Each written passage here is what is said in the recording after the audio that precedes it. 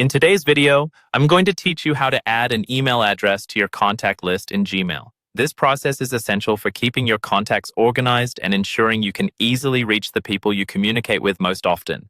Whether you're a seasoned Gmail user or new to the platform, managing your contacts efficiently can save you time and hassle in the long run. To begin, you'll want to have your Gmail account open and ready. If you're not already signed in, go ahead and enter your login credentials to access your inbox. Once you're in your Gmail account, look towards the upper right corner of the screen. You should see a small grid icon, also known as the Google Apps icon. Clicking this will open a menu of various Google services. Among these options, locate and select Contacts. This is where all your Gmail contacts are stored and managed. Once you're in the Contacts section, you'll see a list of your existing contacts on the left and various options for sorting and organizing them. To add a new contact, look for the Create Contact button, typically found at the top left of the screen. Clicking this button will open a new form where you can enter all the details of the new contact you wish to add. In the form that appears, start by entering the new contact's email address in the designated field.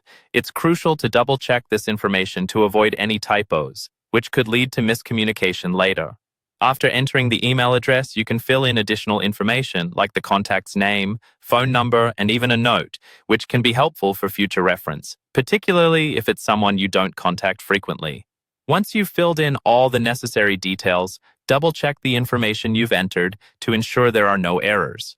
This step is important to prevent any future confusion or the need to make corrections.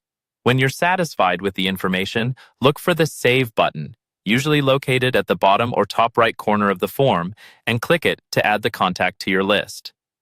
After saving the contact, you'll see it appear in your Gmail contact list, and you should now be able to easily find and communicate with this contact via email without having to re-enter their email address each time.